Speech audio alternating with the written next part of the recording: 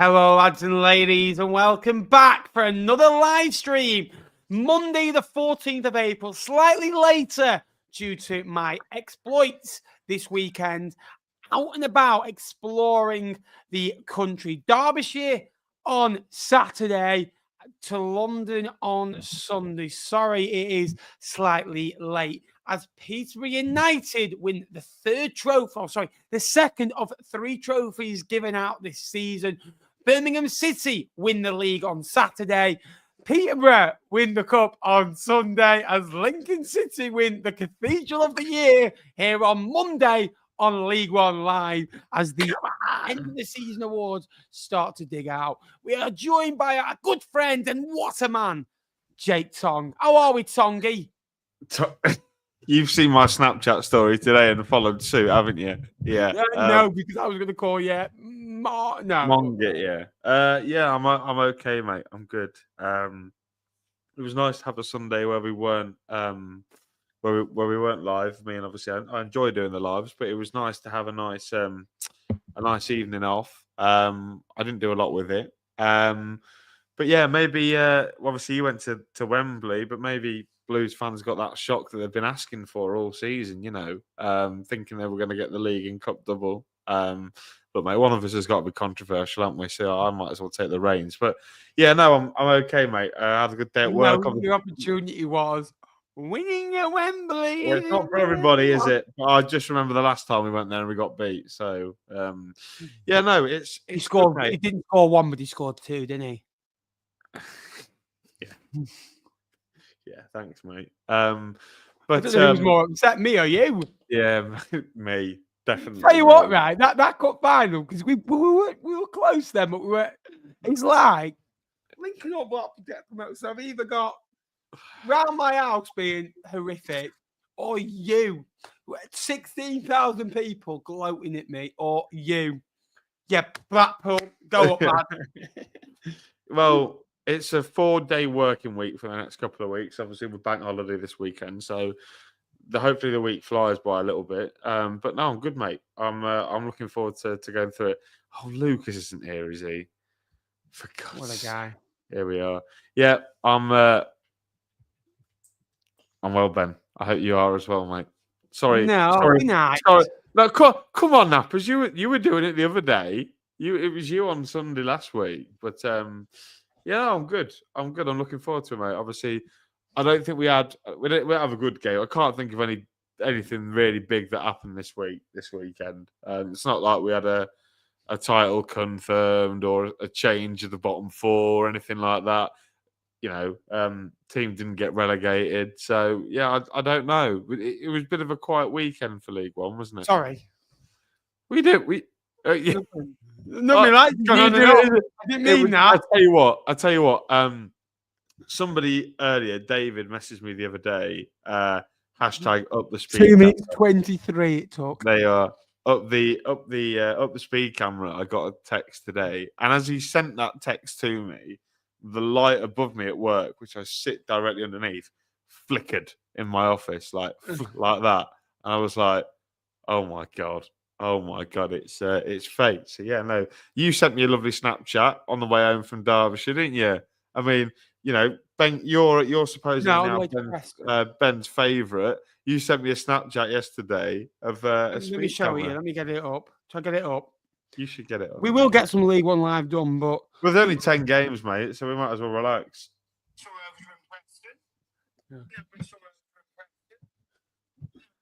No, we'll come to Bristol Rovers in a bit. Let me know if you can see and hear me. We're 4 minutes in. Please like the stream as well. That'd be very much appreciated as well. Notifications on. Love that very much, Lucas, my friend. We'll start off with Barnsley 4, Bolton Wanderers 1. Now, these games seem like a lifelong ago. We're going vintage. We used to do these shows on a Monday. I used to do these shows on a Monday until he came on board and did a show and went, no, it's much better with me on. It's boring without me. But get me on. It was true.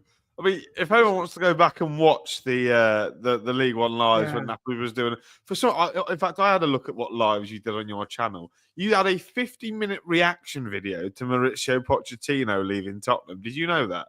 You did a live stream of Maurizio Pochettino leaving Tottenham. Look at you being a fan of another team. What a sado I am. Well, I just thought, your channel has come so far from there, to doing League One Live with me. You are lucky, aren't you? Yeah, if they're the worst. Don't worry, we're both lucky, mate. Don't worry. Yeah. Goals from Russell and Fabio Jallo was enough for Barnsley to record a victory over Bolton Wanderers, a side that Barnsley had struggled against previously, having winning only one of their previous 18. However, they've now won their last 2 against Wanderers, scoring 7 goals, scoring 6 goals in the process, and only conceding 2. Again, Bolton Wanderers, it's their 5th defeat in their last 8 games. Not formally going into the playoffs, taking just 9 points from those 8 games as well. They've won 20 games this season. Their issue, Bolton, they've only drawn 6, lost 16. You turn 5 of those losses into draws, they're in the playoffs, and that is the key difference. Let's be honest about it. 62 goal score conceded is an issue as well.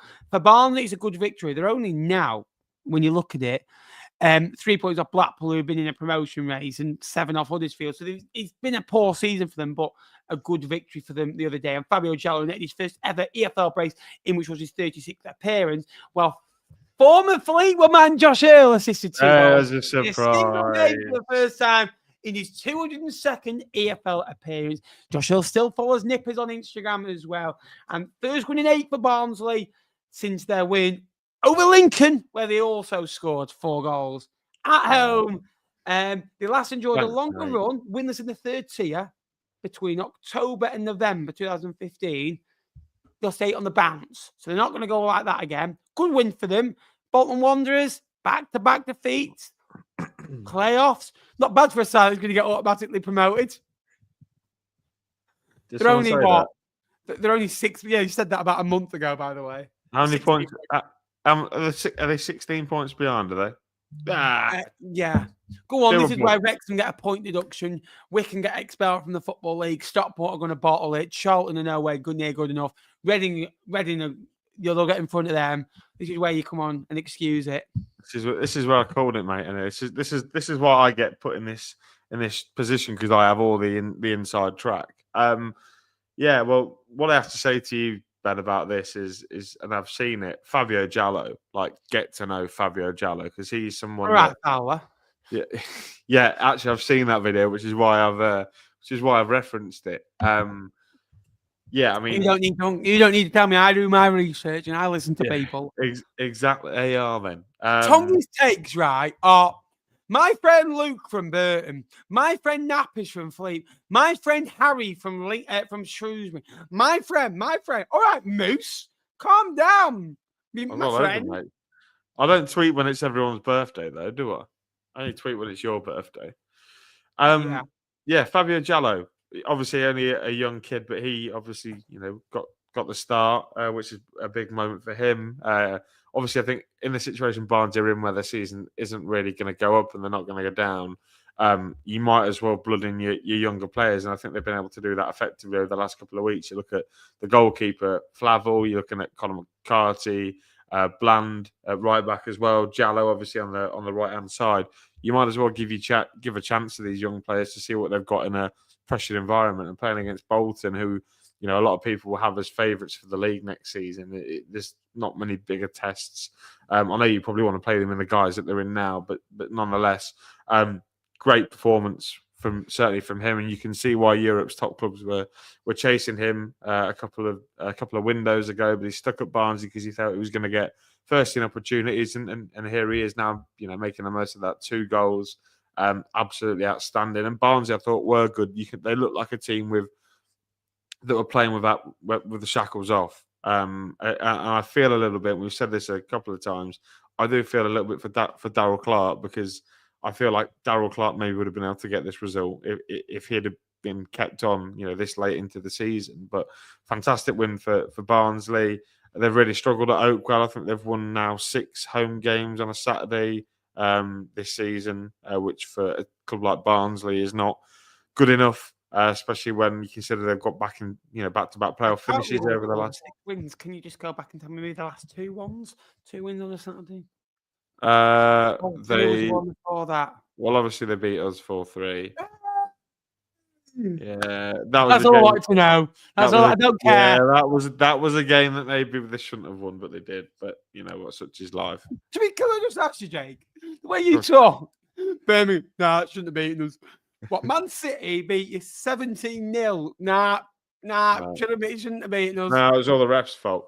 But this is a statement win because going into the summer, Barnsley have a lot of work on their hands, and this sort of win will give them confidence that they can maybe look to compete next year. For Bolton, well, I mean, ever since I said they were going to get automatics, it's gone downhill for them, really, hasn't it?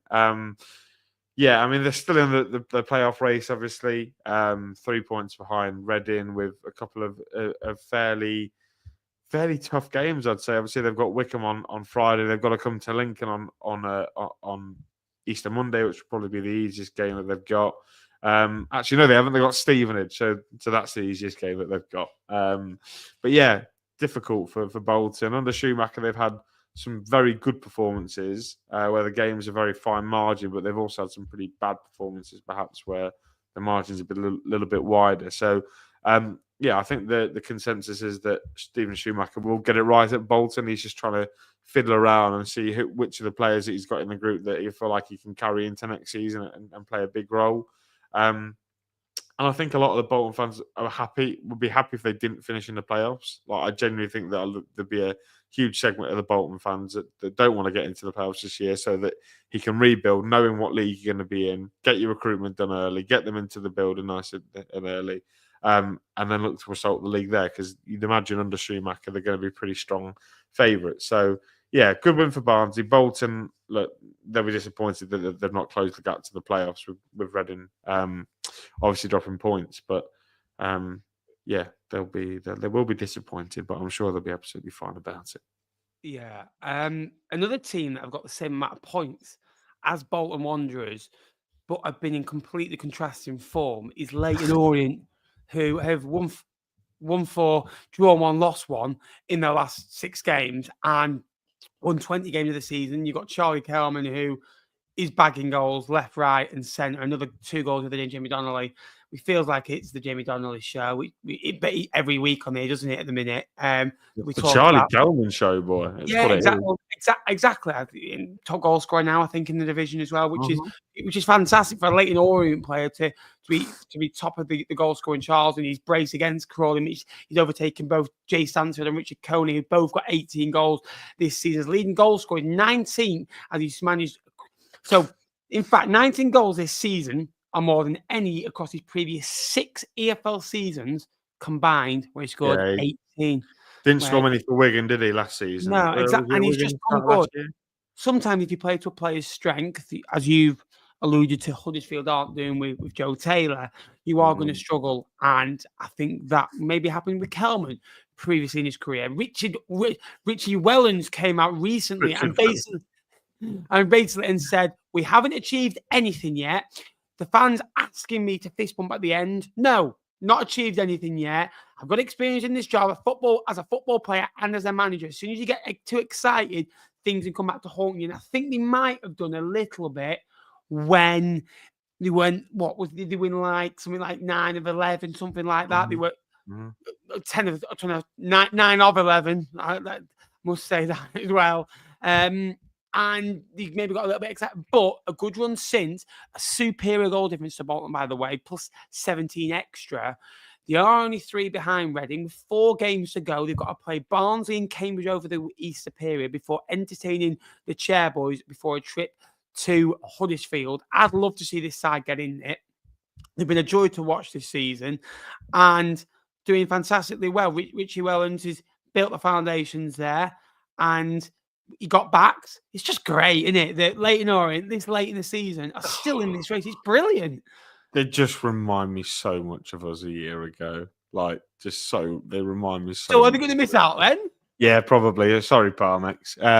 Last day drama. Reading will win on the final day, and you might lose away at Huddersfield. But yeah, I mean they're exciting to watch, aren't they? They're free flowing, scoring goals at the moment. They went behind on Saturday, which you would have thought, right, here's a test of character. I mean, I saw plenty of their character when they got pegged back from 2-0 when we played them at Brisbane Road a couple of weeks ago, and they came roaring back there. But 2 goals in 2 minutes from that man, Charlie Kelman. You're right, Ben. Sometimes certain clubs suit players, suit certain clubs is what I'm trying to say. And that kid has just been outstanding. QPR have got one hell of a centre forward on their hands next year, and if they're not going to play Charlie Kelman next season in the Championship, which I think they'd be idiotic not to, then they absolutely stand a chance of getting a massive fee for them. Because if you have outscored Richard Kone and Jay Stansfield, who are both, Kone had bids of £6-7 million, we believed, a couple of in the January window. Stansfield obviously went for big money as well. They can demand a really big fee if he can outscore them. So, obviously a 20 million. I reckon you're talking about 35 million for someone like Charlie Kelman in the modern market. Genuinely, I think Charlie Kelman would be a better option than Rasmus Højlund and Josh Xerxes up front for Man United. Genuinely, I think Charlie Kelman would suit stylistically better than Stansfield would as well if they get penalty. No, I'm joking. But a quick fire double from him. You mentioned Jamie Donnelly, who had a really poor start to the season, but once Richie Wellens instilled the confidence in him, that he's just grown week by week, and you can tell that Tottenham have got a really big prospect on their hands there. On Saturday, so I referred to it as yesterday, is a great win for them. It keeps the playoff hopes alive. They're entertaining. They're the outsiders pick, aren't they? Because you've got Bolton, who are a big club, Reading, who have historically been at the level above. I think the outsiders are all wanting Leyton Orient to finish in there, and that's why they remind me so much of us. They've got a goal scorer in scintillating form. They've got midfielders playing particularly well. It feels like Leyton Orient are bounced at the minute, and with the investment perhaps it's going to look to come in over the summer, Leyton Orient, this might not just be a flash in the pan. Obviously, they finished top 10 last year, didn't they? I think they finished 10th last season, or was it 9th? They might have finished 9th. They finished 10th in the end. No, they finished. Because Stevenage were 9th, weren't they? And Blackpool were 8th. We won't mention who was 7th. It was. You are looking for back-to-back years of we finished above Stevenage. Aren't you? Correct. Yeah, we are. We are. It's more than that. I love the way that's the only thing you're excited about for the last 4 games of the season. Correct. Win £20 off Farley in a way that you're going to probably not be able to pay. And by the way, I've got to pay it straight out to a colleague because I said that we'd finish in the top 10. So I'm taking the money off Farley and giving it to my colleague. So it's a big brilliant win. How many points off you off the top 10? Let's have a look. You are too many. 5. Well, you never know. You never know, dear. 5 points. You're cutting me. Can I just tell you who we've got to play? Don't you? Stockport, Reading, Wrexham, and Bolton. So it's an easy last 4 games, aren't they? Oh, Birmingham don't count because they're in another. You'll probably go, well, technically the top 2 are promoted. They're in another league, so we finished 12th. Yeah. We're in the top 10 clubs left in League One. Exactly. That's what I meant. That's exactly what I meant. It's a tricky one, but it was a good win for Orient. They keep their hopes alive. Obviously, they've got some fairly easy routine games, you'd imagine, over the Easter weekend. Barnsley and Cambridge, you battle them to win. Wickham and Huddersfield, they probably want to stay within striking distance for those two to try and see if they can get anything. But they're at home against Wickham and away at Huddersfield, who have been notoriously bad at the John Smiths. They stand every chance. So, it keeps the season alive for Leyton Orient, doesn't it? How many points are we looking on? Let's have a look. 55. We're on 56, so we're a point ahead of you. Ben. What league are you in, and who are you playing? Next game, right. Bro, we're staying up. Can I just say, Ben? What score did you predict on the show on Wednesday? Do you remember? Can't remember. Do you want to give you a reminder? Yeah. You went for Burton Albion 1, Huddersfield Town 2. So you didn't even believe in the Gary Bowes tricky. I tried it in November. Can I just? Yes, I've seen the clip about 50 times. From my good friend, David. This is November. You said it to be different, though. You told me that. You told me that. You said it to be different.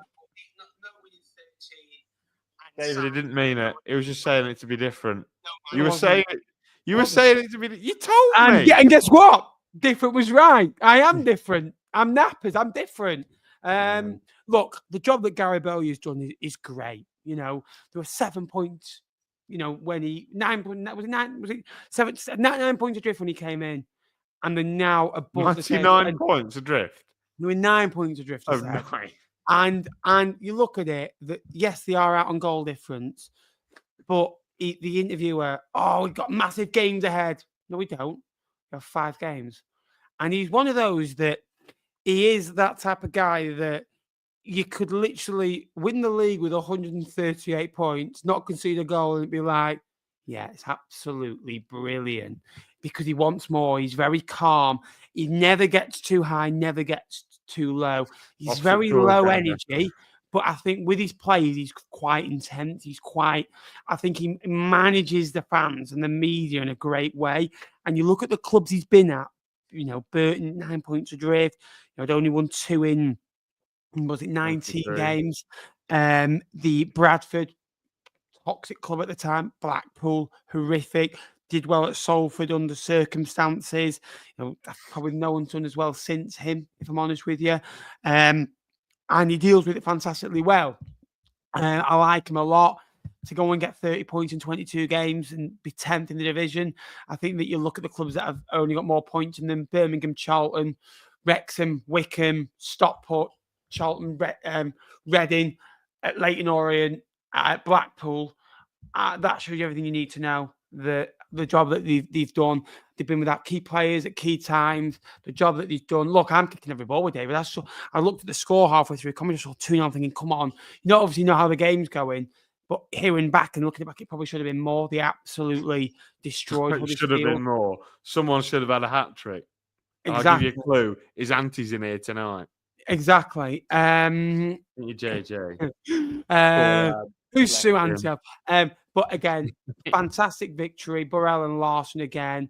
One of the best performances in years for the spirit, the character, the endeavour. They've got everything around that football club, a feel-good factor that Bristol Rovers below them haven't. And with 5 games to go, there's a real sense of belief. I think David's selfish because I wanted to meet him next year for some food before the game. I think he's selfish. You have another year in League One. Enjoy it. I hope it makes you very happy. Dear Lord, David, what a sad little life. You ruined the day so you can stay in League One for another season and see the other one of that League One part.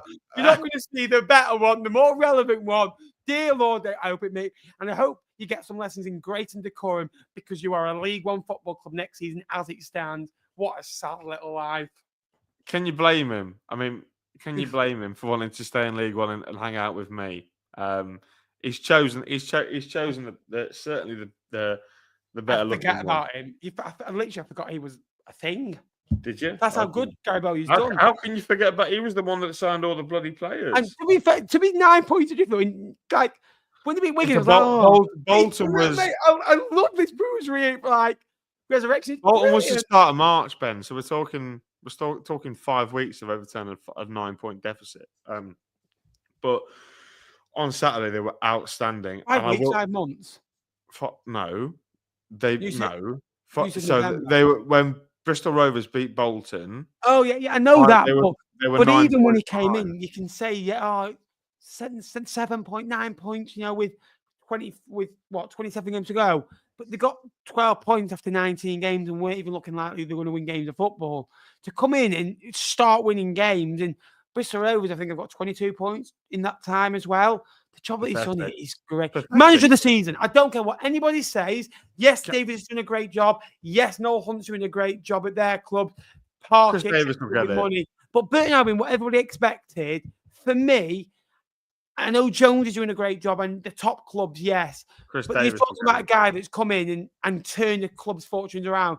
I don't think that Davis goes in there and keeps. I don't think those managers in the top clubs goes and does what Bowley does. Fantastic manager of the season if he keeps them up. He won't get. You're right. He won't get it because because he's Burton Albion. Because Burton Albion, no offense, They aren't big enough. They aren't more relevant enough, and they aren't They're not sexy, are they? Burton aren't sexy. No, they're not. Sorry, they do the job. They're a 7 out of 10. They are the typical. They get the job done. Gary Bowyer suits. They are pretty much. They are literally the milk in the fridge. They do the basics and they go home. They do the non-negotiables as well. They're brilliant, and I'd love Gary Bowyer to keep them up. Brilliant guy, top guy. So much so, I don't know if I've told the story. There's a Blackpool fan that he was, I think, disabled a little bit and was coming towards. He wasn't very well when he was at Blackpool. Got to know him a little bit. Passed away when he was at Blackpool. A year after he'd left, the guy passed away. And he came back from Derbyshire to go to his funeral. Yeah, and that just speaks volumes of the guy that he is. And as a football manager, calm, collected on the pitch, he'll be a totally different guy. I believe that as well. And I just love him. I'd love to see Exeter. The last game of the season, if he keeps him, I want to see a different Gary Bowyer. Brilliant, fantastic. And you might have the Cathedral, but they have manager of the season. I was about to say I might get a chance to speak now after you've just done I just get too excited. yeah, I can tell. Got the Brewers. Yeah, well, I'm going to see him in a couple of weeks. So I'm looking forward to that. And that should be hopefully that should be the game in which they seal their safety, and then we can pitch it and give the players a little bit of a cuddle. But yeah, no, it was a great performance. They were outstanding. Big mentions as well to Delap. Rory's other son, obviously his current son Liam, gets mentioned quite a lot for scoring goals in the Premier League. But young Delap came in at centre half in the absence of Ryan Sweeney and stepped up. He's only a teenager and was absolutely outstanding. They were great. Burrell twice again. Larson, who perhaps hasn't had his best campaign, but the last couple of weeks he's really stepped in. They've got Tavares to come back into that front line if they can get him fit between now and the end of the season. But yeah, they were great, and they maybe really could have won the game by more than the 3 goals that they did. Obviously, JJ had a couple of chances that he's told me that maybe he should have buried. Don't know how he didn't score, but yeah, it was a good win. Like you say, it puts their destiny in their hands now. For game in hand, they're out about the bottom 4 for the first time. What feels like absolutely months. I don't know who you're texting, but you're texting somebody. It's someone in the stream now. Let me guess. Is he a Burton fan? What a surprise! He's a Fleetwood fan, actually. Oh, it's Kershaw. No, it's David. He's a Fleetwood fan. David is a Fleetwood fan. So no. Looking forward to seeing the Brewers boys in a couple of weeks. I think they have every chance of achieving the impossible. And I feel like David's maybe thought that I wanted them to get relegated, but I'm actually quite the opposite. I've always wanted Burton to stay up because it's a much closer away day. It's a good away day. Now I get to see David, Lucas, and Ollie on a more regular basis. So I'm not complaining about that. But yeah, massive credit to Gary Bowyer, eh? I've never had, something. Burton when they were in League One, I'll be honest with you, I'm like, wouldn't be bothered if I lost because I didn't have anyone to meet. I never had struggled for a Burton fan to meet before the game. And I'm like, well, now the year we go down, there's 3 of them. Yeah, there's 3. Well, perhaps you don't. Well, there's always Ed Walker. Yeah, well, I never really knew Ed, really. And and there's Sam Goldworthy, aka. Yeah, I met him, Sam. Yeah, he's I call him the Michelin Man, but we'll come on to that another time. Oh dear. Awkward. It was. Gary Bowyer deserves a lot of credit, and you're right. He does deserve to go in that conversation for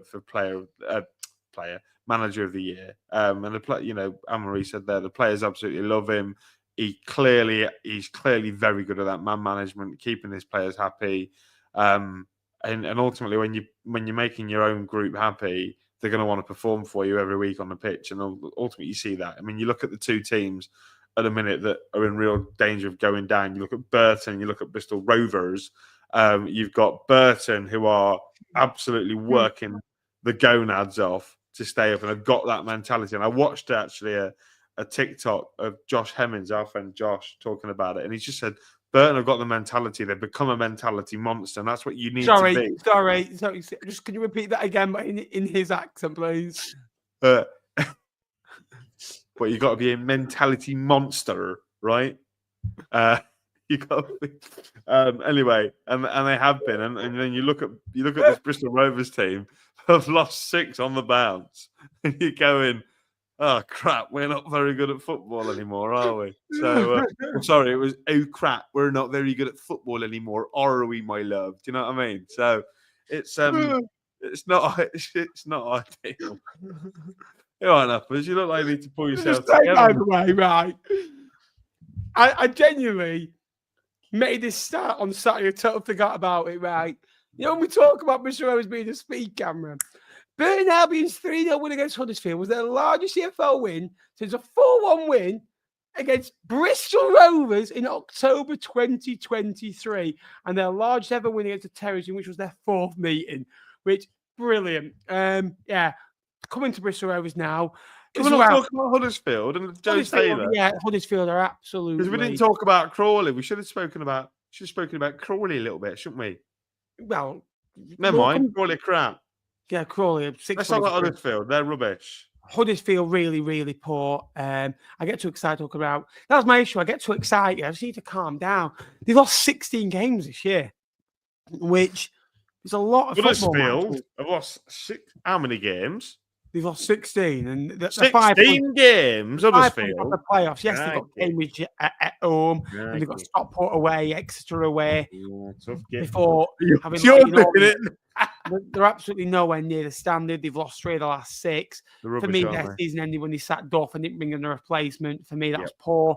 Yes, Duff might not have been getting the great results, but for me, you give them a full season of that, you got nothing to lose. Poor. Have you seen the quote? I think it was from their local journo about they've bought Joe Taylor, so like buying a Ferrari and expecting him to drive off road. I just thought that's perfect. Like the way they're asking him to play.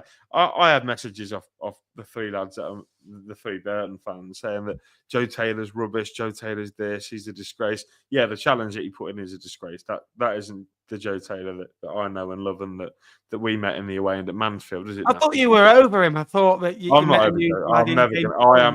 I am never going to be over Joe Taylor. I am always going to love that guy. Always going to for what. Just for the impact that he made, but regardless of the fact, they're playing him in a horrific way. They're hoofing the ball up to him and Dion Charles, and their fans are all having a go at him, saying they've wasted £3 million. Well, I don't know. It's just strange. And like you say, with Michael Duff, I spoke to James earlier, our good friend who's a Huddersfield fan, and he basically just said that, you know, some sections of the fans were calling for Michael Duff out, and now all of a sudden they're realising what a mistake it is that they've made. You know, he was a manager that's got a track record out of the league. If you'd given him the season, they had every chance of getting into the playoffs. They weren't a million miles away when they sacked him, and now they don't look anywhere near that sort of player, that sort of team at the minute. And you can see this Huddersfield team, depending on the appointment in the summer. Obviously, I think I've seen a lot of talk about Des Buchanan maybe going in there. I feel like that might work. There's been a lot of talk about what style of play you want. Well, this is it. There's talk about Brian Barry Murphy, and I'm thinking Michael Duff to Brian Barry Murphy. Have you literally got like the people in charge? Got Rochdale relegated. I'm just thinking because of the way he played. I'm going to go on a rant again, but these managers that are addicted of playing this, and I'm going to call it woke ball. It's pass. It winds me up. It's like, why is it the new in? This is why the Premier League is awful now, because it's all you get. It's pass, stay in your positions, play, pass. And in the bottom 2 divisions, MK Dons try to play it. It's not worked. It doesn't work. Birmingham tried and did it yesterday. It wasn't working. Birmingham looked more effective when they went into the front man a lot quicker yesterday. They were trying to go long into Alpha May yesterday, which was laughable though. And he's like, Wrexham are quickly on the transition. Charlton can get balls forward quick. For me, I just don't get this so insistent of this new in thing, and it's brilliant. It's like trying to follow Man City. It's boring. For me, I don't think it would suit Huddersfield, this group of players. Well, you say that, and I completely agree with you, that there is a expectation depending on where you're from in the country as to what style of, you talk about northern teams like the likes of Fleetwood, Huddersfield. You'd perhaps even class Lincoln in that, of trying to get the ball forward quickly and trying to be direct but scoring goals direct. You go to these southern clubs like Pompey and Oxford and MK Dons and Gillingham and Charlton and whoever, and they all want to play pretty football. Do you know what I mean? So I think it depends. I think you've got to get a manager that suits your location. The brand of football that he plays suits your location in the country, because all of a sudden, if you put Brian Barry Murphy into Huddersfield and they're trying to ping the ball, zip the ball around the turf, and pass the ball into the net, I'm not going to lie, Ben, how many were at Huddersfield the day we went? The entirety of them stands are going to be absolutely effing and jeffing, aren't they? Saying that the manager's bloody useless. So I think there's an expectation, and I think Huddersfield need to bear that in mind a little bit. But from the summer, they didn't get rid of a lot of players that got relegated. This summer, they need to cull some of that. They need to get rid of the deadwood. They need to find a system which suits the players that they've bought, because they've spent a lot of money on Dion Charles and on Joe Taylor, and effectively, they are both the same type of centre forward. And they spent money on Ruskins, who looks a good player, but he's a winger. But all of a sudden, you've bought Lasse Sorensen, who's a wing back. So how can you have a system which suits a winger and a wing back effectively, as well as playing two up front? You literally can't do it. You run out of bodies on the pitch. So Huddersfield need to have a clear identity going into next season. They need to go, right, we're going to play this style of football. This is the manager. This is a system he's going to play. We want the players that suit the system, we're going to keep. The ones that don't, you're going to clear off and you're going to go elsewhere. So if Huddersfield would like to return Lasse Sorensen to their rightful owner, I'd be very much appreciated. Thank you very much. Thank you. Not over him, is it? Well, our star man's leaving this summer, and to be fair, I wish him well, to be fair. Bristol Rovers 1, Exeter 2. Who? Who? No. Who won? Sorry? What? Who? Exeter 2. I heard that part. Who were the first part? Let me warm up. Bristol Rovers! Bristol Rovers! Come on, the gas! Come on, Ben. Now, Nappers is starting to get worried that for all this speed camera work, that if all They're games popping up everywhere, aren't they? They're popping up all these speed cameras. And we're going to get doggy doo-dard and they're going to beat us. So, could you imagine if you lose to the speed camera next season? We are going to do. But I get to see Ben. That's the main thing. Exeter's 2-1 win against Bristol Rovers means they've now claimed the Football League double against the Gas for the first time since the 1931-32 season. Bristol Rovers have just won one of their last 8 league games against Exeter, and meaning they've now lost 6 on the spin in League One. Calderon's record in League One, that is in 22 games, he's picked up 20 points, winning 6, drawing 2, lost 14. Was it Halsman, the other one, Hosselman, or whatever he's called, the other guy, it was temporary manager before he came in. Horseman, that's it, Horseman. He lost 3, drew 1. Matt Taylor got 20 points across 22 games. Calderon has got 20 points from 22 games. I like Matt Taylor. I think he's way better than Ignio Calderon. Genuinely, I think he's way better. 21 points he got. Sorry. So you know the problem with Bristol Rovers, Ben, is that the whole operation outside of the football is just not working very well at the moment, is it? Like you've got the Kuwaiti guys at the top, right? You just don't know what they're doing, right? They're just making decisions and they're making a manager pick certain players, right? And it's just not working on the pitch, is it? Do you know what I mean? Like it's it's not been. Sorry, no, we don't keep that carry on. I've been told to keep that going on. Yeah, it's a bit of a nightmare for the Gas, really, because they always lose to Exeter at home, to be honest. But all the time, I think their last win over Exeter at the Mem was actually in 2016. I can't do numbers in the accent. It was in 2016. And it's a really poor record, to be honest. It's I don't know. It's just there's something about Exeter, isn't there? It's I'm winding Ben up now. Look, it's funny though, isn't it? So, Yeah, I mean, I am worried about Bristol Rovers. Obviously, we spoke about the mentality to lose so many games in a row, 6 games in a row after beating Huddersfield and Bolton Wanderers so soon together. You know, you all thought that they were going to go on and secure their safety, really, but unfortunately for them, they've let their standards slip a little bit, and yeah, it's bizarre, and you know, we've spoken about Calderon and Taylor. Obviously, there's a lot going on behind the scenes at Bristol Rovers. Clearly, the ownership, the Kuwaitis have got much more power than the. I'm not even doing it. I'm gonna put. I need to put. I need to put a Swindon. I need to put a Swindon top on, don't I? To do that. But yeah, no, it's there's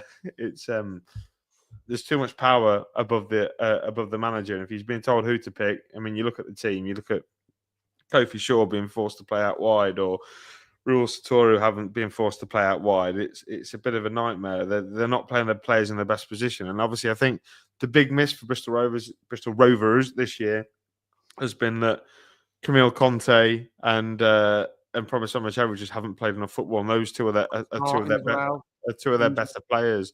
And obviously, half the season they've had to go without probably their player of the season in Josh Griffith. So. Yeah, it's not looking good for Bristol Rovers. They're plummeting, aren't they? They've tended to have been over the last couple of years a bit of a really good League Two team. And I was chatting to some lads at work.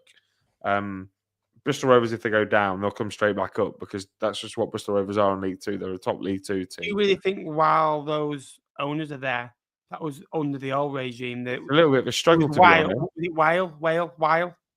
It's a little bit of a struggle, to be honest, Ben, isn't it? Like, no, but when Weil was it? Was it Weil? What's he? How do you pronounce? I don't know, mate. I don't pronounce that. You know what I mean? Like, it's just not going to end well for me, is it?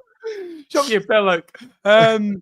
It's no. He was a footballing man, and he basically let the YL. Anyway, pronunciation isn't my. It's like you're trying to say whale in Welsh. Whale. The owner wheel, man. Do you know what I mean? Jesus. I've never done a show like this before. Anyway. Anyway, he was a footballing man. These owners picking teams, apparently, which is horrific. It says everything you need to know. It's great. So he's still supporting the football club, I'm guessing, as well. Basically, they're having input on the team. Barton's come out. Barton said he's going to say a few more things later the week. Barton's gas army. I think that'll be contract negotiated. I think he's still got maybe a couple of weeks left on that as payout, and then he will be able to say something. Matt Taylor, I think that Joey Barton's kind of like, well, yeah, but when Matt Taylor comes out, who you think is quite sensible and wouldn't say things, won't kick off. He's quite low key, and he don't want controversial. He's basically come out and said it. I think the owners are a real problem. One thing I will say about Bristol Rovers is that you're looking at the Rovers. You're looking at the mentality is poor. Whereas Burton, they're all fighting for each other. They love the gaffer. The gaffer's experience. Are you just recycling my points, or what are you doing? I'm not. I said it before. I said, but look at Burton Albion. They're on the up. Fact, the fans are in it as one, together as one. Cheers, Gary. Whereas Bristol Rovers aren't, and they're a mess. They're a shambles, and not stable clubs go down. Fleetwood last season. You look at Shrewsbury this season. You look at Morecambe a couple of years ago. Accrington had 41 players. You look at that where other clubs in front of them are more stable. I do worry for the Gas next season, even if they go down. Calderon, for me, I think that I feel sorry he's in this sticky situation. He got the job because I think it's his first job, and it's like he's going to be a bit of a yes man. He probably will let it happen because he wants to so desperately succeed in management. But I said it when you said about Kevin Nolan. I think that you weren't a fan of Kevin Nolan. You were a fan of disappointment. I thought that's a nationality thing. And I don't want to be racist here or anything, but I think that against nationality. Let's not play that card tonight, though. Come on. No, I know that, right? But I think Kevin Nolan, because he's a typical Englishman, Calderon, because you know, Basque. Spanish. Hola, hola. You know, and it's like no, it's something. So I think that because he's a Spaniard, it's something different. Whereas if he was like Nolan in English, I don't think he would have the same excitement in my eyes. If his name was if his name was Jeff Smith, if his name was Ian Calderon, Scottish, I think he'd be all right. And I do feel sorry for him because he's in a sticky situation. But Bristol Rovers, they are great win for Exeter. Great win for Exeter. Let's give great win for Exeter. Caldwell has turned the tide around there. They always do this. Caldwell. He's too aggressive. He's too aggressive. Do you know what I mean? He gets sent off because he's Scottish. I can't imagine Gary Caldwell going out to the floor. Referee, man! What are you doing? Good game, ref. Anyway, so yeah, another great win. We always do this, Exeter, where start well, go in a mucky period and end well. 52 points, again, safe in the division. Not confirmed, but is going to be confirmed as well. Bristol Rovers probably hoped for this fixture, and they got absolutely outdone as well. Caleb Watt showing his quality once again, scoring his third goal of the season. Great victory for them. 46 minutes, 4 games. We've done well, haven't we, Ben? Me and you. Yeah, but I would say we've had the 4 games I wanted to talk about. We've got 2 0-0s coming, and we've got Lincoln coming. So, well, come on, man. Right. So we move on.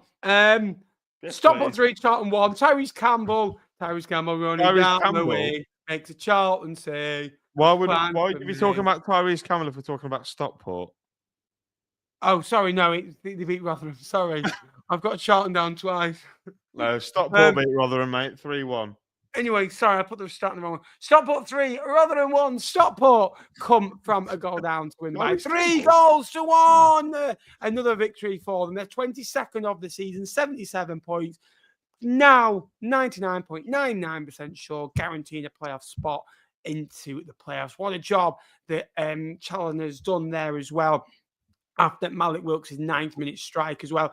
Goals from Shine Bright Like a Diamond, Hills, who signed for Lincoln as he was in the hotel there as well, and Kyle Wotton scoring goals as well in front of a crowd over 10,000 as well.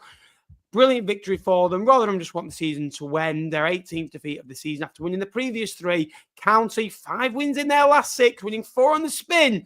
77 points. 5 behind the top 2. Can they? No. But there is a lot of sunshine going on at Stockport, isn't there? Well, a lot of sunshine. All right, Noel. They're doing particularly well. Yeah, it was routine, wasn't it? They, despite going behind, you always imagined that that's true, Lucas, that this Stockport team would have the character to come back and beat a Rotherham team who's, are very much on the beach and halfway to Ibiza. It was a good win for them. Like you say, it keeps their faint top 2 hopes alive. But looking at the games that they've got still to play, Peterborough, Huddersfield, Lincoln, before ending the season away at Wickham. So we could be talking about Wickham and Stockport and Wrexham all potentially looking to go up over the on that final day. So that will certainly be an interesting watch. But yeah, another good performance. But by the look of the stats, they were far more greater than Rotherham. Way more shots on target, more touches in the opposition penalty area. They were clinical. They're outstanding. Carl Wotton, I think, is a massive part of that. Is a real focal point. Many goals as well. Yeah, but he's a real focal point up front, isn't he? Real I think they've been better without Barry as well. Yeah, I think they've been more consistent. The line's more like that, isn't it, without Barry? Whereas with Barry, it was maybe up there and it was a little bit down here and it was a little bit up there because Stockport did have a clanger in them, didn't they? Because they lost at home 5-0 to Wickham. Obviously, we beat them. They've had a couple of iffy performances on the road as well. So, that partnership of Wotton and Alafa, you've got the perfect target man and you've got the 11 perfect goals now, by the way, for Wotton. Yeah, Tanto really does well running in behind. You've got Fevrier playing out of position really as a wing back. Obviously, we saw him at Colchester. He's more of a... You raved over him when they first signed him, didn't you? Yeah, great player. And I think he's actually, as the season's gone on, he's got a lot better. He's adapted to the level, I think. Yeah, of course he has. And when you look at that, you look at the midfield, Ben, they had Moxon, Norwood, in midfield as a double pivot. It's outstanding. And you just got to look at the back three: Pye, Horsfall, Hills. At the start of the season, obviously Hills wasn't there. It probably looked like a decent League One defence, but adding Brad Hills has touched him up another level. He's outstanding. The way that he plays with the ball, he brings it out. He's obviously got the goal threat from scoring on Saturday as well. Playing against a Rotherham team who, yes, have nothing to play for, but still, they've won the previous three, so it's no mean feat. So good win for Stockport, getting themselves what you need as a team that have pretty much secured the playoffs already. Well, they have secured the playoffs now. They just need to get momentum over the next couple of games, win a couple of games. Don't stop. Don't rotate your team. You need to continue to win and play the 11 that's going to play against Charlton or Wickham or Reading or whoever it is in the playoffs, and just continuously win games, because you don't want to go into the playoffs and then crash. Do you know what I mean? If they win their last 4 games of the season, which would be 8 wins on the spin, right? That would also take them to 89 points. Do you think that'll be enough to get in the top 2? Because I think Wrexham will get more than 7 points. I mean, Wrexham, Bristol Rovers at home win. Yeah. Blackpool away. Draw. For Charlton at home. Win. You think they'll beat Charlton at home? Lincoln away. Yeah. So you think Wrexham will hold that, Ryan Reynolds. L, baby. Come on. 89. No. So you're saying 89 with 20. They'll probably beat us, mate, to be honest. Wickham's is Bolton away. I'm not saying it's impossible. I think it's unlikely. Wickham's got a much harder running than Wickham's running, by the way, is as tough as you can get. Bolton away, Charlton at home, Orient away, Wickham away. So Wickham away. They've got they are Stockport away on the final day. Stockport at home, on the final day of the season. Stockport have got Wickham, and you never know if it comes down to that. Stockport with the momentum that they've got. Got my bingo card ready. Love that. Tyrese Campbell running down the wing, mate. Right game, well done, mate. Na. Anyway, a great victory for them. Tyrese Campbell winning goal for Charlton against Cambridge means he's now netted in 3 straight EFL League games for the very first time, scoring 4 times in total, and many of his previous 61 games in total.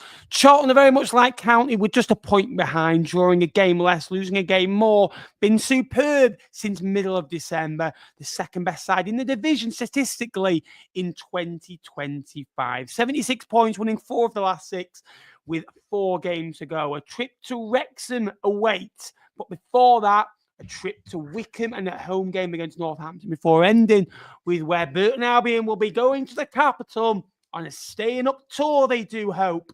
4 games to go for them. Again, momentum about finishing as quickly as possible now to get into the playoffs, get a home leg at the Valley, how important that could be. I think that's the one thing that Stockport and Charlton need to focus on. I think that how ironic it would be if they both played each other in the playoffs. I think those 2 sides have been pretty, as you can see in the record, been as good as each other, consistent. I think Stockport have been more consistent than Charlton over the period. I just think that Charlton have been really, really good in 2025, but so have Stockport. Stockport have gone on periods where they won 4 on the spin and won 6 out of 7. As you've seen, they've won 4 of the last 4. But I think Charlton have just been that little bit better in the last maybe 20 games or so, but Stockport have been better over 42 games. And they've both been as good as each other over 42 games, so it doesn't really matter what part of the season you were good in. Another great win for them away at Cambridge. Wasn't vintage, but it's about getting the job done. Nice little goal, cutting inside, curling it past a helpless Stevens in goal.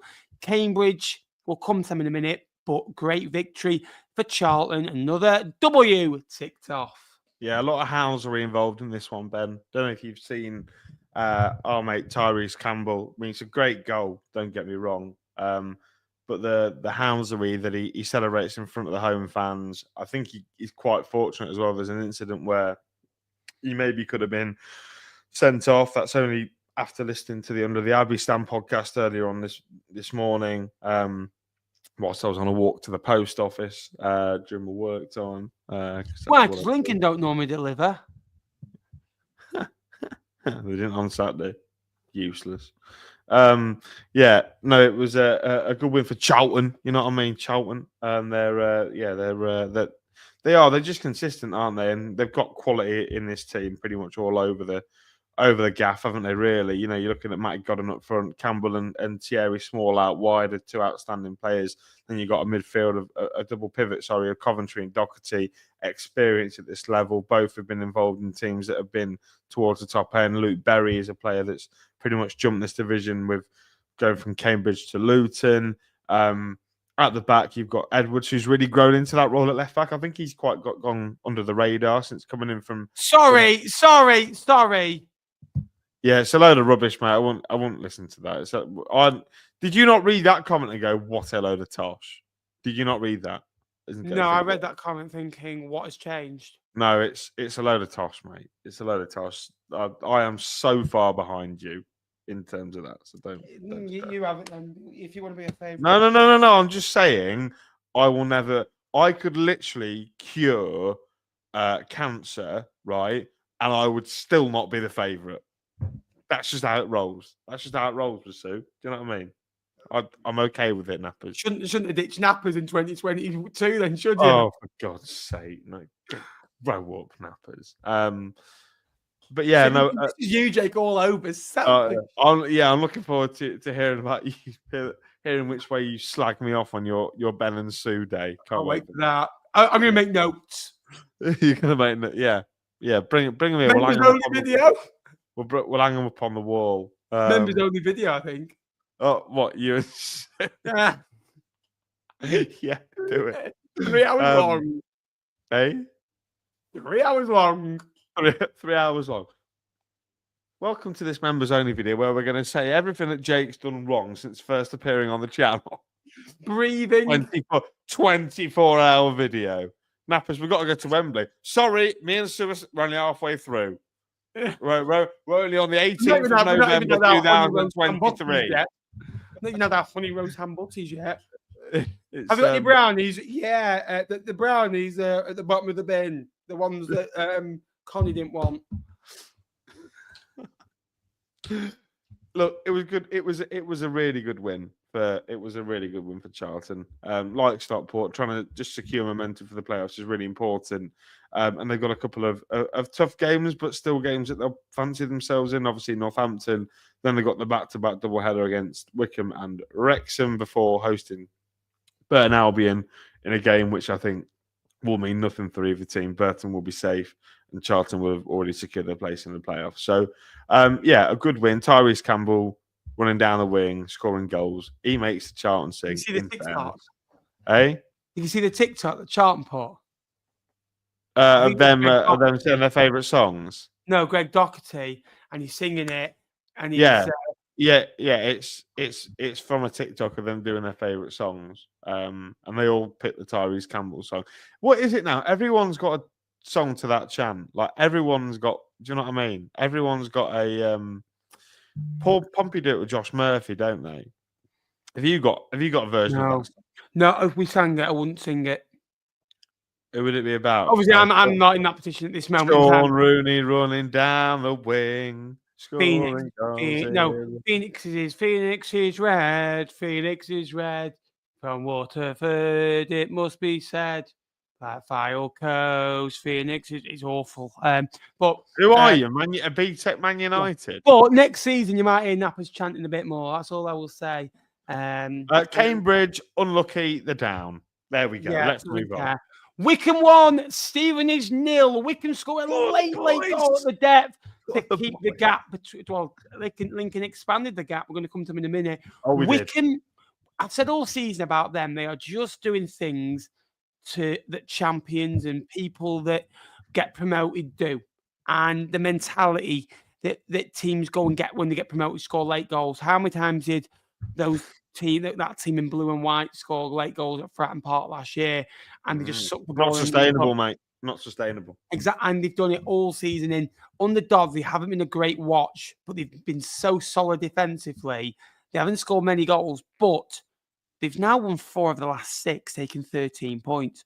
They've won 23 games all season, and they've only conceded 37 now, which is really, really good. They're only now 1 point behind Wrexham. We came on here 8 days ago thinking Wrexham 6 points clear.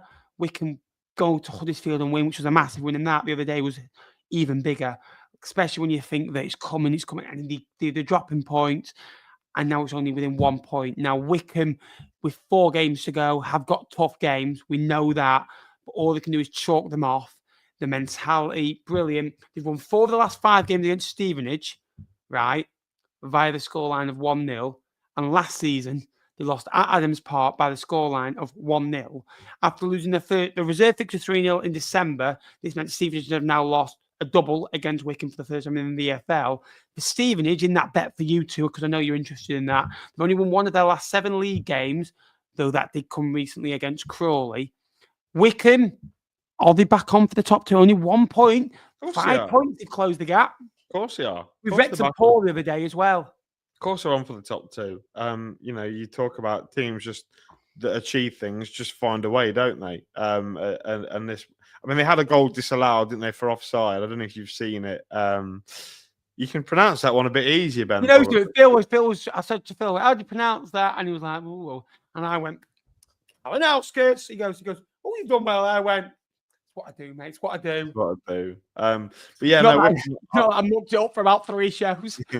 Yeah, they are. They're in a good run of form at the moment. Certainly at home, Wickham, and like you say, they just kept going, and ultimately Caleb Taylor pops up at the right of the death with a winner. They could have maybe secured it. I think they had a goal disallowed. Fredonyi Dinma had a goal disallowed, but I think if that had counted, then you're talking about a game that maybe finishes 2-3-0 in favour of Wickham. But Stevenage defended pretty resolutely. But yeah, they've won 23 games this year. Wickham, 81 points. They've got a tough run, haven't they? They've obviously got Bolton, Charlton, Orient, and Stockport. Doesn't get much harder than that. So if they're going to earn the top 2, they're going to earn it particularly well. Whereas you look at Stevenage, like you say, 1 win in 7.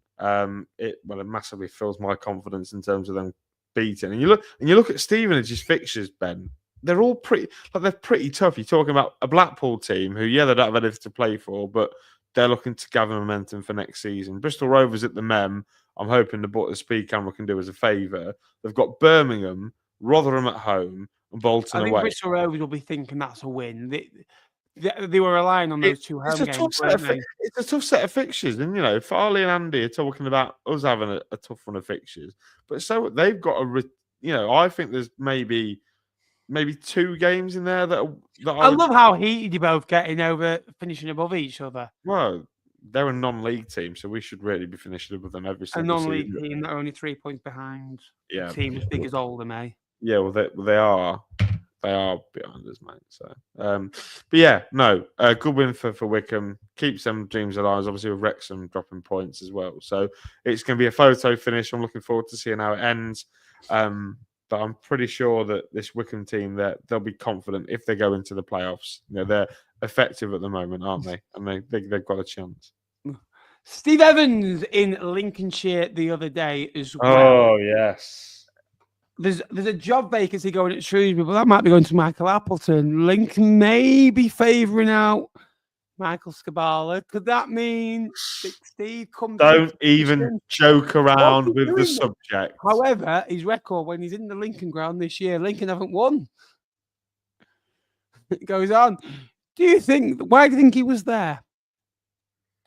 He's there putting his name in the hat for the Shrewsbury job, isn't he? That's exactly what he's doing. That. Yeah, he did it. He did it somewhere else earlier in the season, didn't he? I can't. Did he go? When he was Rotherham boss. No, since he got since he's been set, he's been to another game since. No, it's in league. Who's changed their manager since Rotherham? Huddersfield. No, them. Wigan. Maybe he's been to a game to try and stir up talk about him maybe getting the manager's job. It won't be Crawley, will it? No, I don't think so. I can't remember. I'll have to have a look at who it was. Yeah, I don't know why he was there. I wasn't a fan of it. Maybe Barnsley. But he got. I tell you what, mate, he got absolute dog's abuse coming down them stairs. I don't know if you've seen the clip of him. Was he in your stand? No, he's in the stand opposite where I sit. And he's waddling down the stairs. He's shaking hands with people. And then what minute in the game did you leave? About 10 minutes to go. Oh, I thought he left like 10 minutes in. I'm like, what's the point of going? No, 10 minutes to go. And he gets to the like the bit where you walk out of and you see the ground. And he starts waving and everyone's going, "Oh, clear off, Steve." But I don't think Lincoln would ever go there with Steve Evans, given his history within the Lincolnshire football world. I don't think Steve Evans will ever get a job in this county ever again after what he did to Boston United. Think he'll get another job soon? Yes. I think he can wean his way around. Can I be honest? I wouldn't be surprised. Like I said to you, I wouldn't be surprised if he gets a Shrewsbury job. I really wouldn't. Over Appleton, I would rather Appleton, but you're looking at it. Steve Evans, good at getting teams out of League Two, and he can wangle his way out of chairman's, can't he? Exactly. And do you know what I mean? I think he suits smaller. No disrespect here, but I think he suits smaller, less expected clubs. Of course he does. And Shrewsbury next season won't have a load of expectation, will they? Anyway, the game, Ben, we went 1-0 up 4 minutes in through a really good goal from Tom Bayliss.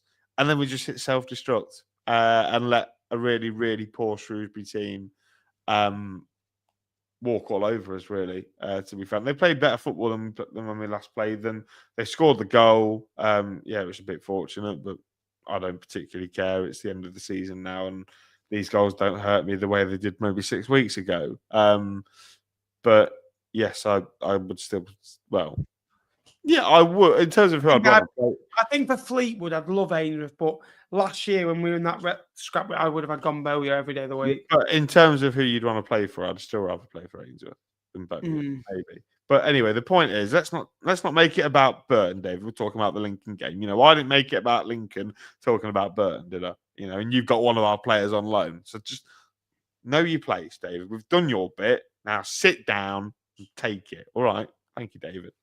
Anyway, we weren't very good. The only bright spark, in my opinion, was that Zayn Okoro got on the pitch for his professional league debut, which is a really good moment. He's a really talented young player.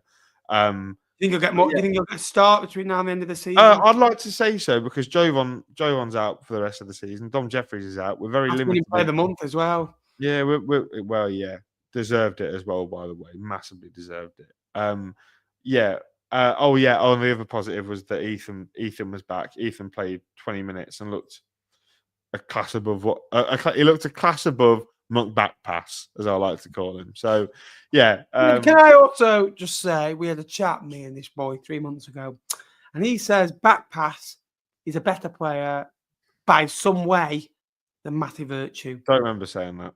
You did. I don't remember saying that. You apologised to me in the chat about 2 days ago. I don't. Yeah, because I apologise if I said something like that, but I don't remember saying that. But if I did, I did. But yeah, you'd rather have Randall in your team. Only positive was Zayn and Ethan coming back. We looked lethargic. End of the season can't come quick enough. Shrewsbury.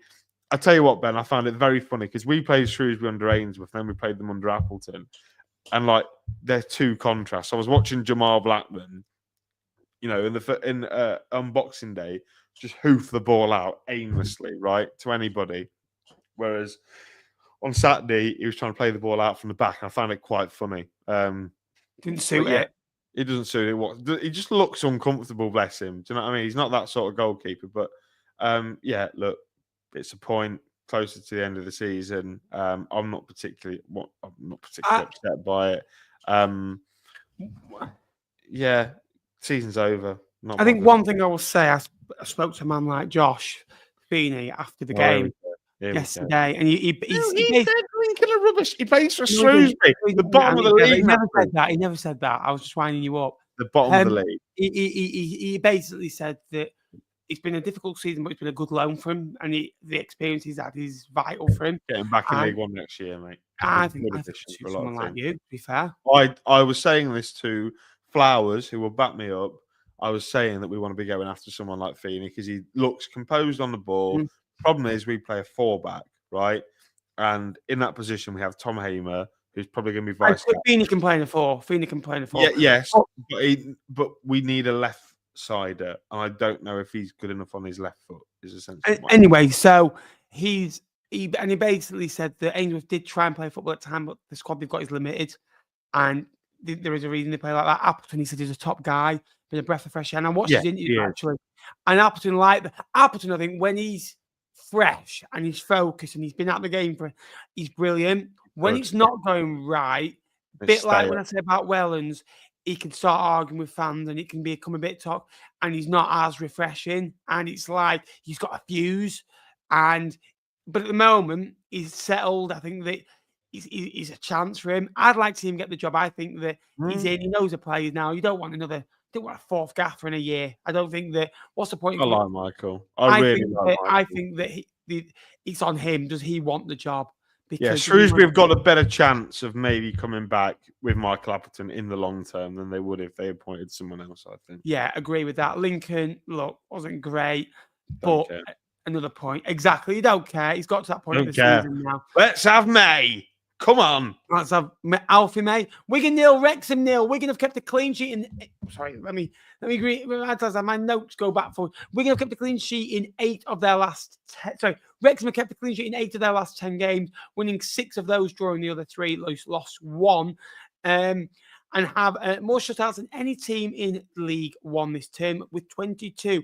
Wigan have failed to win any of their last 9 league games from sides in Wales, and Wigan are winless in 6, drawing 4 of those. Last going long without a win in League One in December 2020, where they went 10 games unbeaten. That's where the old famous Wigan have scored clip came, by the way, as well.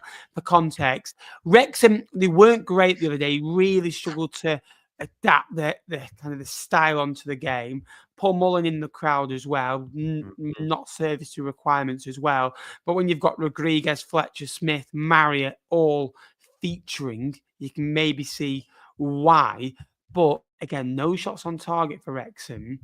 Parky ball, when it doesn't go right, can be a little bit stale, like it was the other day. 4 games to go, still a point clear with tough games to go. It's getting interesting. It is getting interesting. Yeah, it wasn't a very good game, Ben, of what I was able to catch of it in the early kickoff. I wasn't impressed by either team. Wigan, we've spoken about their lack of attacking input. They're very much a defensive team this year. That'll be Ryan Lowe's job next season, where it's to try and turn them offensively. And they're going to lose. They've already lost Tello Asgard, but they're going to lose Dale Taylor, which will be a big loss. But what they need to do is build the team around someone like Malice Asamoah, who's looked good since coming back into the team, and maybe someone like Joel Hungbo on the right. They need to build around these young players that they've got. They're probably going to lose Tickle, but build around Carragher, build around the young lads, and maybe if Ryan O can get those attacking options in, that this Wigan, we might be talking about a Wigan team that have a really good opportunity of getting. Of doing something next season that's not just middling, which has been a real shame for their fans over the last couple of years. I know they found it refreshing, but I think you always want to see your team challenge for at one end of the table. Perhaps maybe one more than the other. But I think we had an opportunity where maybe the ball could have been squared to Dale Taylor for a tap in. I think it was Asamoah didn't do it. Wrexham didn't create anything of note by all accounts. They were not at their free flowing best. Arthur Okonkwo made a couple of decent saves throughout the game. But, it was 0-0. Not a lot happened. No goals went in, Ben. There's not really a lot to talk about. But Wrexham, you say they're in the driving seat. At the minute, as it stands, if they finish in top 2, it's in their hands, isn't it? They've got it. And they know that they've got a more favourable run than the other 2 teams the other team they're competing with. So, Wrexham will be quietly confident that they'll be able to get the job done. Absolutely agree with that. One final game. If you haven't already liked and subscribed, please get doing so. Northampton 0, Reading 0. Not a classic, but again, Northampton have drawn a lot of games of football. They've actually got the most draws from 11th downwards, and that's been a key reason to why they are on 5 points clear of the drop down, because they've just drawn a lot of games lately as well. So another clean sheet for them, exactly, especially that last 15 minutes when you've got 10 men. Reading will be disappointed that they didn't make it pay, because they could theoretically have gone 5 points clear again of that top of the Leyton Orient, Bolton, etc., which was vital for them. But it's another point gain for both. Give us your thoughts, Jake. Bit of a disaster class on the referee. Don't know if you've seen the red card for Nesta Guinness Walker. 2 yellow cards, but the first one certainly isn't a yellow card. The second one I'm not arguing with, but the first one isn't a yellow card, which is a shame because Nesta Guinness-Walker actually came through the Reading Academy, so I'm imagining he's quite disappointed to be sent off against his boyhood club. Yeah, it was two teams. I mean, I think with Northampton, whilst Burton did win, they'll be happy with it that it takes them up to 47 points now. You'd imagine they'd only need one win from the next 4 games in order to stay up. Reading, you'll say, disappointed with Bolton losing. Obviously, with Orient gaining ground, they could have got themselves even further clear. But look, Reading have got some pretty favourable games between now and the end of the season. I know their bank holiday consists of us and Mansfield. They go away to Bristol Rovers on the following Saturday before ending at home to Barnsley. Reading will be looking at that thinking, I think they'll think they can win 4 out of 4. And the form that Harvey Nibbs is in, the form that Charlie Savage is in, you've already got Lewis Wing that's playing outstandingly, Chem Campbell, Kelvin Abachaman as well. They'll fancy the chances, Ben, of winning 4 out of 4 and going into these playoffs with an absolute bang. And do you know what? I think if Reading are the team that finish in the playoffs, Ben, certainly from my perspective, they would be the team that I would want to see get promoted, given everything that's gone on off the pitch. Obviously, with Dai Young, we're hopeful that the game on Friday isn't going to be their last ever home game because that would be horrible to experience. But yeah, they'll speed cameras. Right, Parmex. Right, you finish above us once, and now you're getting lippy. So have none of that. Thank you. Yeah, Reading. I would want Reading to win the playoffs if they finish in them. That's my argument. No, I get that. Well, who do you want to win the playoffs? If the playoffs as finished as they are now, I think he's on about Bristol Rovers, by the way, who play Reading. He better be because he said no. He said, "Come on, speed cameras." So he's talking about plural. So they play Bristol Rovers. So he must be calling either Lincoln, Mansfield, or Barnsley speed camera. And I would like clarification, Parmex, on all who exactly of you mean. Hey, all of you. Shut up, mate. You're in League 2. Get over it. Well, theoretically, they've always said League 2 is just another League 1, isn't it? Oh, have they? It's a mini League 1. Yeah. I'm loving it, mate. I'm loving it so much. You're not coming back. I've done this channel, and I'm not even bothered with half the away days this year. I thought, yeah, I'll go over there because I'm enjoying it. I am not bothered. Right, we'll come to the predictions, but make sure you like and subscribe. We're so close to 17,000 subscribers. We are 134 away from 17,000. I wouldn't know how to check that out. Treble 19, treble 19, double 10, or treble 18 tops. You could also go treble 20 for treble 18 for double 10, or treble 20, double 7. There's treble 18, treble 18 for double 13. I think. Can't do maths. Come on. There we are. Anyway, he did mean Lincoln. He did mean Lincoln. And subscribe because let's see if we can hit 17k by end of the season. That'd be great. Right. Predictions. All right, Bracknell. He follows me on TikTok. Who? Steve Bracknell follows you on TikTok? Yeah, and I never followed him. I never realised that. Really? Yeah. Where can I find it? Right, Ben. Yeah, let me just run through this week. So this week, Ben, you got 4 points by getting no. Hang on a minute. How do I get it up? Profile. Yeah. Where does it say friends? Go on Steve Bracknell's profile and it will say friends rather than follow. What? Don't matter. Steve I've got it. Steve Bracknell. Yeah, just get to the point. Come on. I've just put friends. Friends. Woo! Friends. Anyway, Ben, you got 4 points by getting 4 correct outcomes. That being Northampton Reading, that being Cambridge Charlton, that being Wickham Stevenage, and also being Stockport Rotherham, whereas I got 7, with one correct score, I predicted Wickham to beat Stevenage 1-0. So as it stands, Ben and Jake are both on 341 going into the last couple of weeks of the season. So gap reduced. Ben, you're going to start first for our Good Friday games. So early kickoff number 1, our good friend David has travelled down already. He's keen for Exeter City versus Burton Albion at SJP. 2-1 Burton. Interesting. I'm going Exeter 1, Burton 1. Be a good point for them. All right, no problem.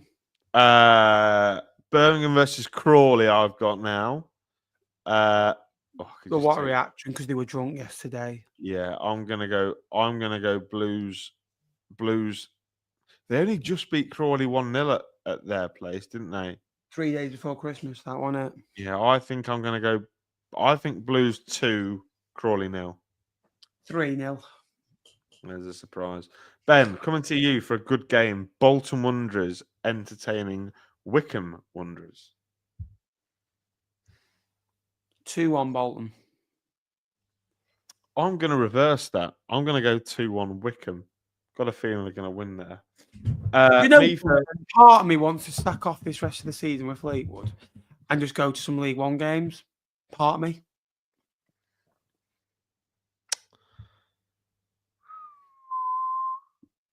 Charlton, Northampton. I'm going to go Charlton 2, Cobblers 1. 2-0 Charlton. Ben, coming to you for Huddersfield versus Cambridge. 2-0 Huddersfield. I'm going to go 1-0 Huddersfield. Orient, Barnsley for me. I'm going Orient 2, Barnsley 1. Orient 2, Barnsley 0. Ben, coming to you for Peterborough versus Stockport County. 2-0 County. I'm going to go 2-1 Peterborough. I think the Wembley back-to-back will give them a bit of a boost. And they've been good recently, Peterborough. Reading versus Lincoln. I'm going to go Reading 2, Lincoln City 1. 1-1. That was the result last year, Ben. Do you know the goal scorer for Lincoln that day? McCarmer. No, you're not a million miles away, though. 74th minute, wasn't it? Header. Pawdy? No, not quite. I'll give you a clue. I don't know if I told you, but I spoke to his dad last week at Charlton. I'll give you a clue. He was on loan at Warsaw last season. Oh, it was. Come on. You've seen him play. You said he was awful. It's got treacle in his boots, you said. Frederick Draper scored. Frederick Draper. Yes, I know. Draper, correct. I never said that. You said that. Ben, coming to... What did you go for? 1-1? I knew it was one of those two. Correct. Coming to you then for Rotherham Mansfield at the New York. 1-1. 1-1. I'm going to go to 2-0 Rotherham. Shrewsbury Wigan. I think this will be the day. Shrewsbury 0, Ticks 1. Shrewsbury 1, Wigan 0. Interesting. Ben, coming to you for Stevenage against Blackpool. Stevenage, Blackpool.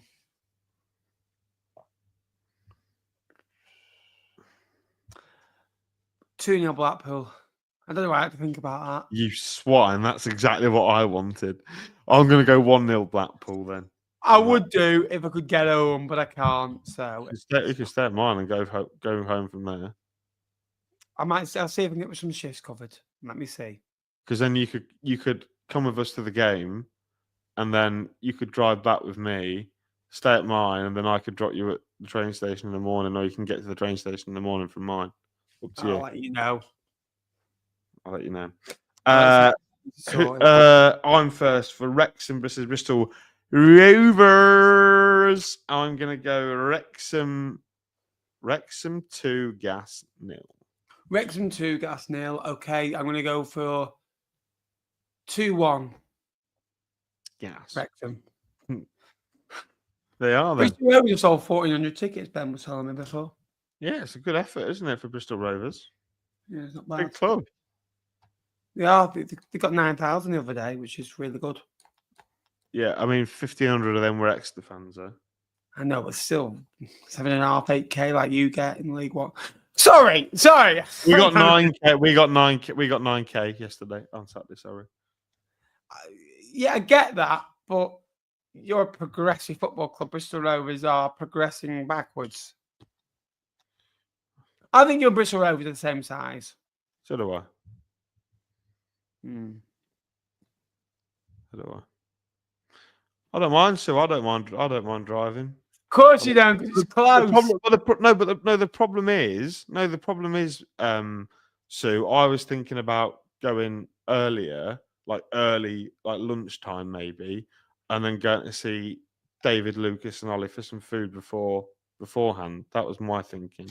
I'd like to go. Let me see if I can get something sorted, I'm sure. Yeah, attendance FC, forget attendances.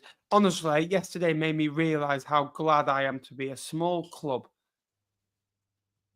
I don't think I could do big crowds every week. We've come a long way with Bolton fans as well, haven't we, Ben? Me and you. Yeah. Looking forward to seeing them on Monday. Looking forward to seeing Bolton on Monday. Should be good. Yeah, you've seen Cole. Cole doesn't know if he's coming. Don't blame but him. I mean, you could come. I don't know. Are you on the? We have an update on the vlog situation, by the way. I was going to say you could come Stockport away with us if you like. We could do fancy dress. I've already agreed to commentary for the next 3 games. So vlogs next season, I think is what's going to happen is you'll be very pleased to know that I don't think I'm going to be vlogging home games next season, as I'm going to be doing commentary with Phil, which I really want to do. And the away games that I'm in the stands for, you'll get a vlog for.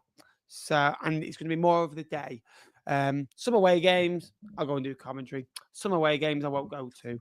But I say that some away games I won't go to. I'm at every away game. I always am. I say this I'm not going to go to anything. I do. I go to I'm like Jake. I'm not going in 2 days later. I'm going.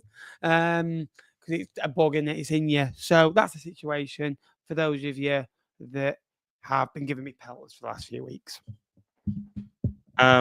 What was I going to say, Ben? I was going to say something. I've completely forgotten it. Well, Ben will be coming straight from Fleetwood, so I don't think he'd be going with you. You'll be there for Fleetwood. You're there for the Fleetwood. Who have you got on Friday? Who's your bank holiday? Barrow and Harrogate. Barrow and Harrogate. Sexy. Lovely. Reading and Bolton, yeah. Fancy dress. Do you guys do fancy dress, Ben, at Fleetwood? Yeah, and I don't get. I'm in the away end at Bradford. Will you be doing fancy dress? No, I'll be going as myself. I'll be doing fancy dress away at Stockport. Have I told you what I'm doing? Yeah, I didn't brief you, but I forgot. Me and Lep are going to do Kevin and Perry go large, I think. Okay. We're going to do Kevin I might go if I went. I might go as Brian Potter. Stranraer in Scotland today. What are you as Bracknell? Together as one, Steve. Squat. A little shuffle. See you in car park number 9. See you in car park. Yeah. Right. Any questions? Get them in for the last 2 minutes. Sure. Everyone's touching promotion League 2. Yeah, it's mental, isn't it? The promotion race in League 2 really is. No one wants to come. Nappers, I take that personally that none of them want to be covered on League 1 Live next season. I take it more that they want to stay with me and not with you. Right. Okay. Okay. Should we do the new game of as we finish, because you've been so good at accents? We've done this before. Ray, accent challenge. Shrewsbury. Oh God, they don't really have an accent in Shrewsbury. They just sort of talk. They just talk a little bit normally. They're the other side of Birmingham, so they don't really have an accent. Cambridge. Oh yes, darling. Get yourself down to 99 King Street, Cambridge. King Street Cellars. They do a great bottle of red. Yes. Crawley. Come on, Crawley! Don't know what that was. Really. Speed camera. Oh, well, what exactly do you want me to say in the speed camera accent? Like, do you know what I mean? You know, I've got so many. I can do Bristol Rovers. I can do Bristol City. You know what I mean? Like, Ben. I love that. Love that. Shall we do Fleetwood? Shall we do Fleetwood? Go on. Hold on. What can I throw? Wickham have scored! I said they would. I said they would. I'm from. What are I'm you not defending the 1-0 lead at home? What are you defending the 1-0 lead at home? I'm not going to tell you where I was born, but wasn't born in Fleetwood. I wonder where you were born. Has anyone got a tangerine? Got the only hospital around here. Burton. Just sound like David. I don't know what David sound like. I've never seen his voice, heard his voice. Northampton.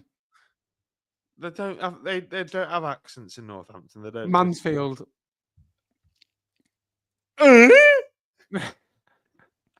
Sorry, that was offensive. Sorry.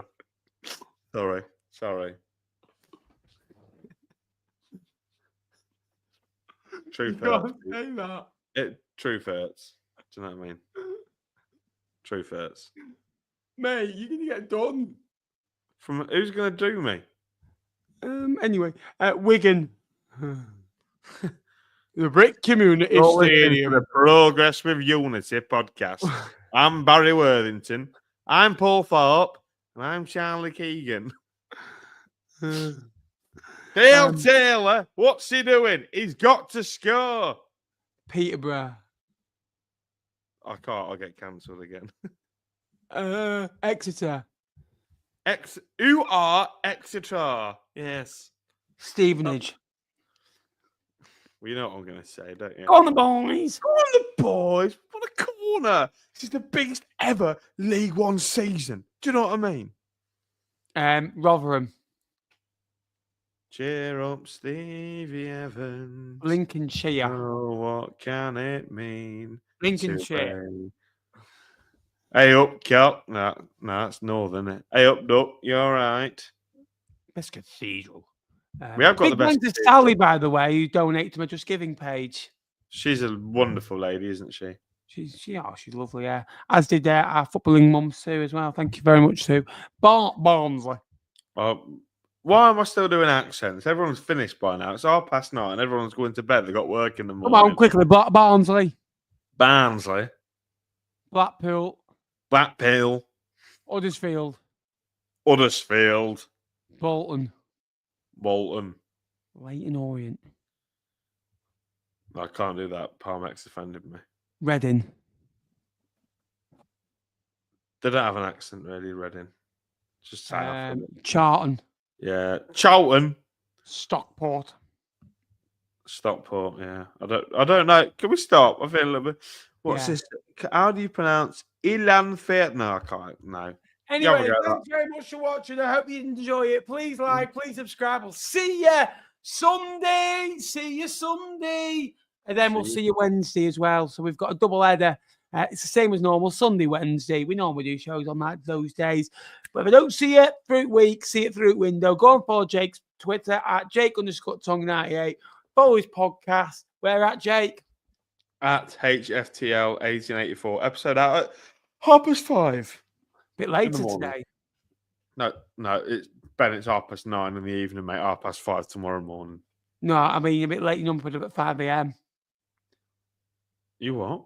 You normally put up at 5 a.m., don't you? No, it goes up at 5:30. Okay. Anyway, see you later. Thanks all. Bye, everyone.